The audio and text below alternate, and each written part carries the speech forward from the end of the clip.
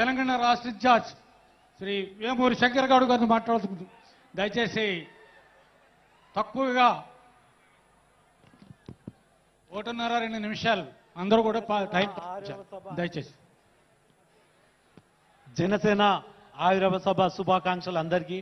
అదేవిధంగా ప్రత్యేకంగా పిఠాపురం వాసులందరికీ పేరు పేరున ధన్యవాదాలు.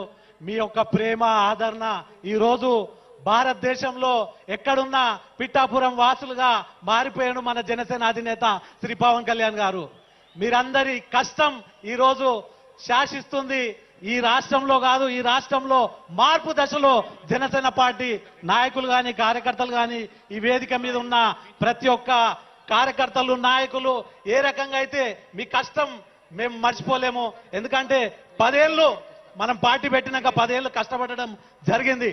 తెలంగాణలో పార్టీ పుట్టినా ఆంధ్రప్రదేశ్లో అభివృద్ధి పథకంలో ముందుకెళ్తుంది మన జనసేన పార్టీ. అది మనం గమనించాలి. మన అధినేత శ్రీ పవన్ కళ్యాణ్ గారు నాలాంటి వారిని ఎంతో మందిని తయారు చేసి ఈ వేదిక మీద కూర్చోబెట్టగలిగిన పార్టీ ఏకైక పార్టీ మన జనసేన పార్టీ అని మరొకసారి తెలియజేస్తూ, అదేవిధంగా అనేక సమస్యలు అనేక కుట్రలు మన నేత మీద జరిగినాయి. మీకు ఒక విషయం చెప్తున్నాను. 2014లో పార్టీ పెట్టిన తర్వాత ఆయనని ఏ రకంగా పార్టీని విరమించుకునేలాగా ప్రయత్నం చేసిరు కొంతమంది దుష్ట శక్తులని మీ ద్వారా తెలియజేస్తున్నాను. ఆయన అనేక కష్టాలు పడి ఈరోజు ఈ పార్టీని నడిపించుకుంటూ ఈ స్థాయికి తీసుకురావడంలో మన నేత జనసేన అధినేత శ్రీ పవన్ కళ్యాణ్ గారికి మరొకసారి ధన్యవాదాలు తెలియజేస్తున్నాను. ఇదే స్ఫూర్తితో మీ అందరి యొక్క స్ఫూర్తితో పార్టీని ముందుకు తీసుకెళ్లాలని నేను కోరుకుంటూ, నాకు ఈ అవకాశం ఇచ్చిన మన కాకినాడ సభ్యులు, అదేవిధంగా ఆంధ్రప్రదేశ్ నాయకులు, పెద్ద నాయకులు మన మనోహర్ గారు, హరిప్రసాద్ గారు, మన కందుల దుర్గేష్ గారు, అదేవిధంగా నాగబాబు సార్ అందరు ఉన్నారు. పేరు పేరున ధన్యవాదాలు తెలియజేస్తున్నా. అదేవిధంగా మా మనోహర్ గారికి నేను ఒక తెలియజేస్తున్నాను. తెలంగాణలో కూడా మీరు దృష్టి పెడితే రాబోయే రోజుల్లో అక్కడ ఈ యొక్క విజయోత్సవ సభ పెట్టుకోగలుగుతామని, ఎందుకంటే మన నాయకుల్ని ఒక ఆంధ్రప్రదేశ్కి పరిమితం చేయకండి నేను కోరుకుంటున్నాను. కొంచెం సమయం తెలంగాణలో ఉడిస్తే తెలంగాణలో యువ రక్తం ఎదురు చూస్తుంది. మీరు ఒక్క అవకాశం ఇవ్వండి, అక్కడ కూడా మేము రాబోయే రోజుల్లో విజయోత్సవ సభలు జరుపుకుంటామని తెలియజేస్తూ, నాకు ఈ అవకాశం ఇచ్చిన పెద్దలందరికీ పేరు పేరున ధన్యవాదాలు తెలియజేస్తూ సెలవు తీసుకుంటున్నాను. సో తదుపరి మంచి ప్రభుత్వం, ఎన్డీఏ గుడ్ గవర్నెన్సీ.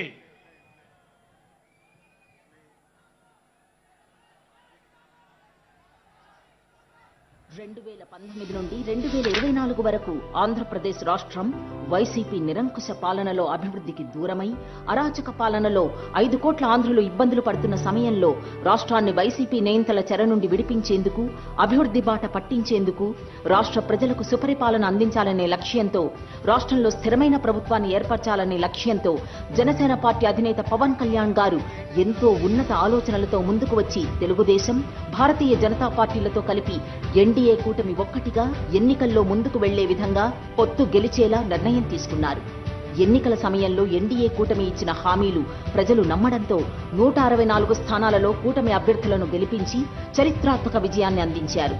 గెలిచిన రోజు నుండి కూటమి ప్రభుత్వం ప్రజలకు ఇచ్చిన హామీలను అమలు చేసేందుకు, రాష్ట్రాన్ని అభివృద్ధి బాట పట్టించేందుకు, అన్ని వర్గాల ప్రజలకు సంక్షేమ ఫలాలు అందించేలా ఒకవైపు అభివృద్ధి, మరోవైపు సంక్షేమంతో ముందడుగు వేస్తోంది.